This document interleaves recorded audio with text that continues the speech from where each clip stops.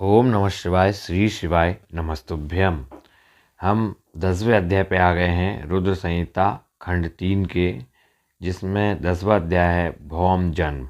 ब्रह्मा जी बोले, नारद, भगवान शिव का यश परम पावन, मंगलकारी, भक्ति वर्धक और उत्तम है। दक्ष यज्ञ से वे अपने निवास कैलाश पर्वत पर वापस आ गए थे।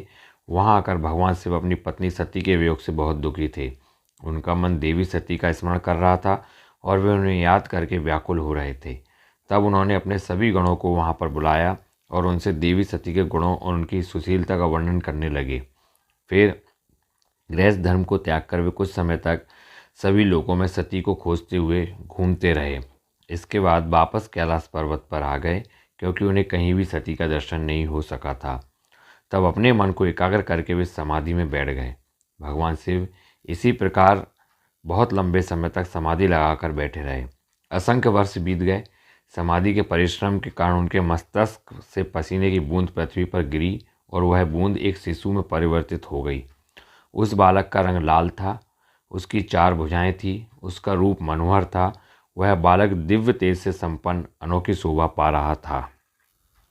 वह प्रकट होते ही रोने लगा। उसे देखकर संसारी मनुष्यों की भांति शिवजी उसके पालन पोषण का विचार करके व्याकुल हो गए। उसी समय डरी हुई एक सुंदरी स्त्री वहां आई। उसने उस बालक को अपनी गोद में उठा लिया और उसका मुख चूमने लगी। तब उन्होंने उसे दूध पिलाकर उस बालक के रोने को शांत किया। फिर वह उसे खिलाने लगी। वह स्त्री और कोई नहीं, स्वयं पृथ्वी माता थी। संसार की सृष्टि करने वाले, सब कुछ जानने वाले महादेव जी यह देखकर हंसने लगे। वह पृथ्वी को पहचान चुके थे। वे पृथ्वी से बोले, हे धारिणी, तुम इस पुत्र का प्रेम पूर्वक पालन करो। यह शिशु मेरे पसीने की बूंद से प्रकट हुआ है। हे वसुधा, यद्यपि यह बालक मेरे पसीने से उत्पन्न हुआ है, परंतु इस जगत में यह तुम्हारे ही पुत्र के रूप में जाना जाएगा। यह परम गुणवान और भूमि देने वाला होगा। यह मुझे भी सुख देने वाला होगा। हे देवी, तुम इसका धारण करो। नारद यह कहकर भगवान शिव चुप हो गए। उनका दुखी हृदय थोड़ा शांत हो गया था।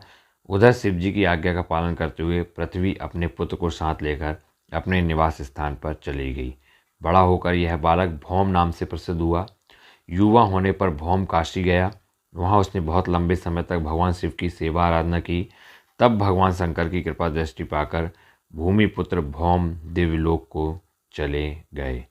तो ये 10वां अध्याय था, जिसमें भौम जन्म का बताया गया है, जो भगवान भोलेनाथ के पसीने से उत्पन्न होते हैं और जिसको पृथ्वी माता पालन पोषण करती है। तो इसी प्रकार हमने 10 अध्याय सुना। अब आगे हम देखेंगे 11वां अध्याय, जिसमें भगवान शिव की गंगावतरण तीर्थ में तपस्या के बारे में बताया गया है। इसी प्रकार सुनते रहिए आप।